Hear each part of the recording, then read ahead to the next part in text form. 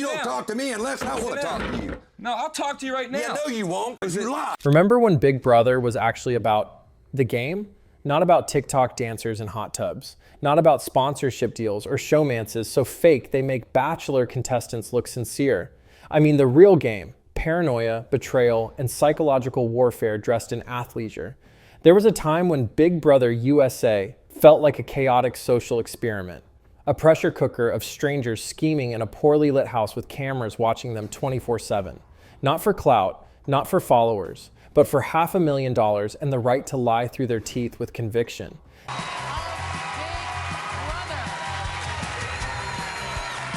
This wasn't just reality TV, it was strategy porn. We had Dan's funeral, Dr. Will's manipulation masterclass, Janelle winning comps like it was a blood sport, legends, not influencers. Back then, the drama was raw, the alliances were unstable, and the feeds, pure gold. People stayed up all night refreshing Reddit threads just to watch someone microwave a burrito while plotting a blindside. Big Brother used to be unpredictable, messy, and kind of brilliant. Now, it's airbrushed, overproduced, and smells like brand deals. So what the hell happened? Before the hashtags, before the showmances, before someone used the phrase social media strategy unironically in their preseason interview, Big Brother was imported chaos from Europe. Originally a Dutch invention. Yes, really, blame the Netherlands. Doe maar net alsof het seks is. Big Brother was designed as a social experiment. Lock a bunch of people in a house, remove all contact with the outside world, and see what happens. Spoiler, what happened was deeply weird and incredibly watchable. The original concept came from a place of a psychological petri dish where people slowly unraveled on national television. It wasn't about fame or followers. It was about how long you could keep it together when your only connection to reality was a disembodied voice saying, "You are not allowed to talk about production." When Big Brother USA launched in 2000, it tried to stay faithful to that vision for about a season. The first season was weirdly pure. America voted people out. There was barely any game strategy, and most of the cast looked like people you'd run into at a PTA meeting. It was wholesome, awkward, and kind of boring. So CBS did what CBS does best. They panicked. By season 2, they scrapped the public voting system, added the head of household twist, and said, "Screw democracy, let's make this interesting." And just like that, the Big Brother we actually care about was born. This is where legends were forged. We got Dr. Will Kirby, a tanned puppet master who told everyone to their face he was lying, and they still trusted him. Because I hate you all. We got Nicole, the original underdog queen. We got Chilltown, phone calls in the diary room, and strategy so savage it made Wall Street look like a bake sale. The game evolved fast. By the early 2000s, Big Brother had fully embraced its identity as a Darwinian experiment in manipulation. The competitions were janky, the prizes were lame, and the house looked like it had been decorated by a suburban wine mom. But the drama?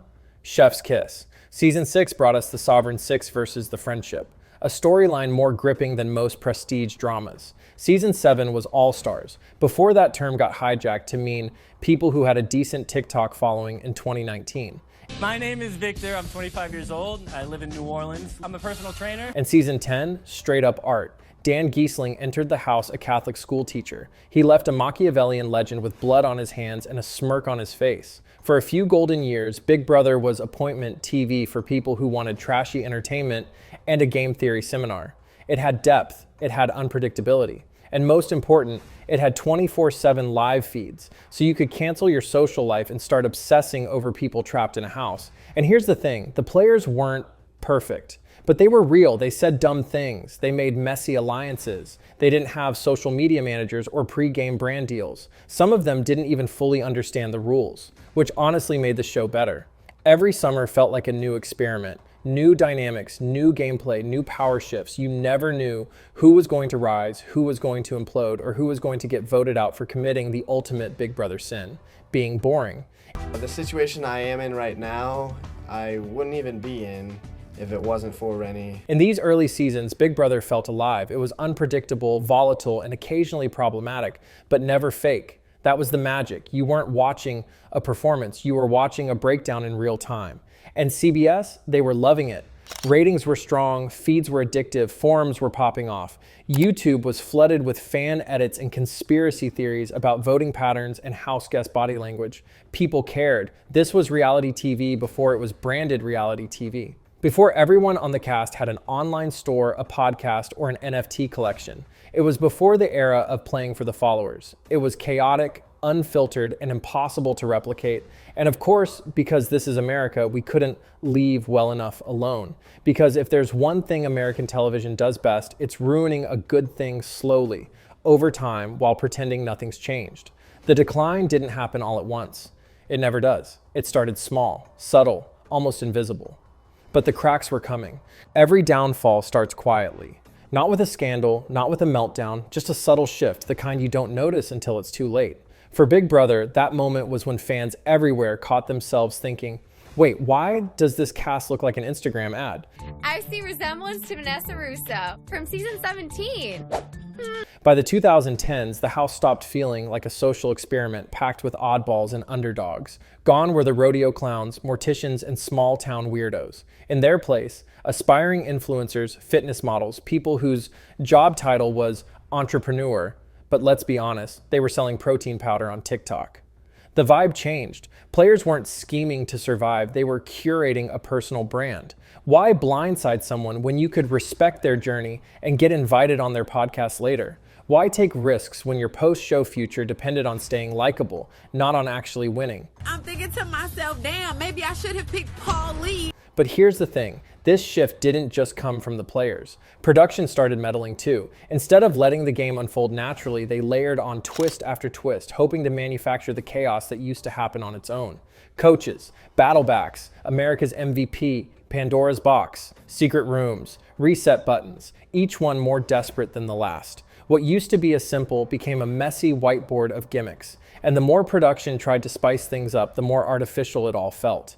Even the diary room, once a place for raw emotion and strategy, turned into a TikTok audition booth.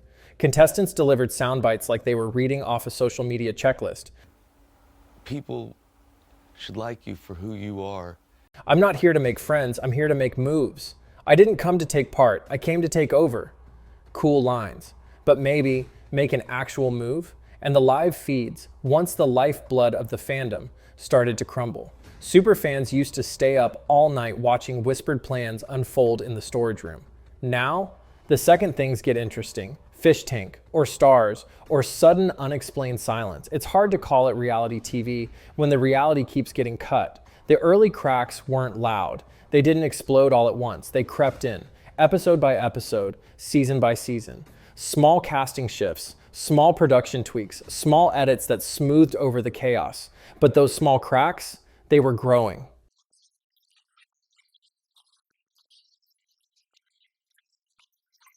Big Brother today doesn't feel like a game anymore.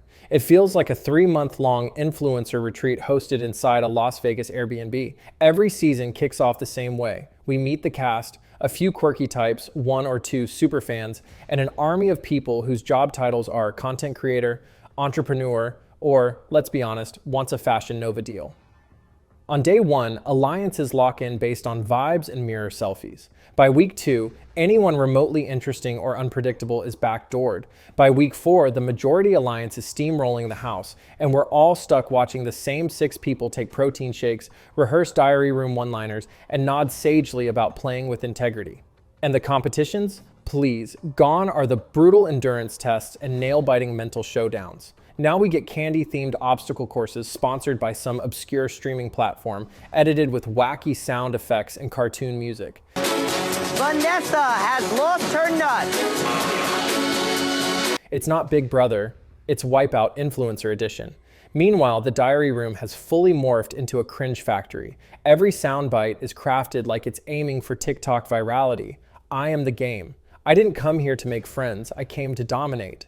All right, guys, we've got 4 sleeps left. It's Christmas. Do you like Christmas? Yes. Sure, but dominating what exactly? A veto comp shaped like a giant foam donut. And here's the real kicker. We, the fans, see through all of it. Reddit threads roast the cast before the premiere is halfway over.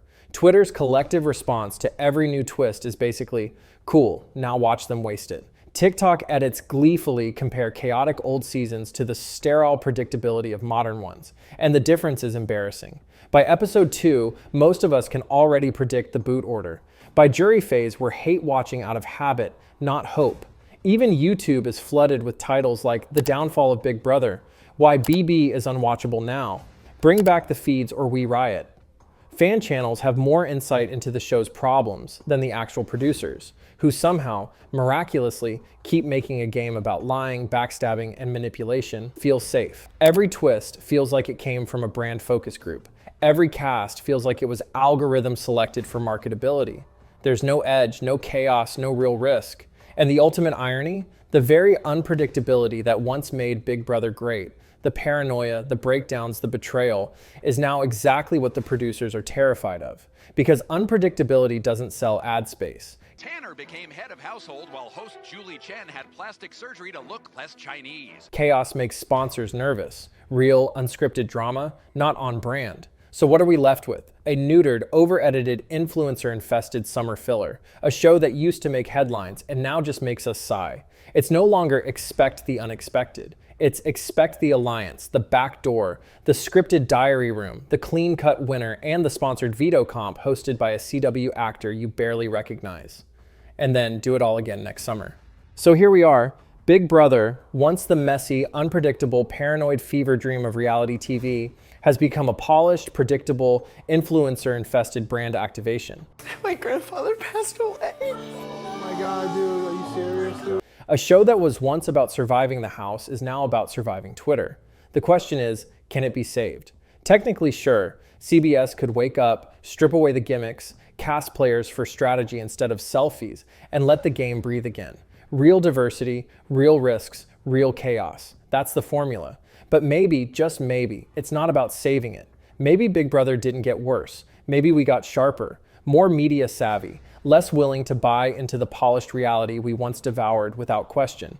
Maybe the show didn't age poorly. Maybe we just outgrew it. Or maybe, and hear me out, maybe it really does just suck now. And that's okay, because if Big Brother taught us anything, it's this. No alliance lasts forever, not even the one between a show and its fans. So if you're still watching, I salute you. You are stronger than slop, stronger than backdoor plans, stronger than the fish tank cutting the feeds mid-drama. If you've walked away, I get it. And if you're like most of us, still hoping, still hate watching, still mourning what once was, remember this. It used to be real. Now it's just real adjacent. And the feeds? Yeah, they're down again. Oh, and if this video made you feel seen, broken, or spiritually evicted, smash that subscribe button like it's the veto comp you have to win. Like the video if you've ever screamed at a floater. Drop a comment with the moment you realized the game was rigged, emotionally or otherwise. Because unlike Big Brother, this channel actually listens. See you next eviction.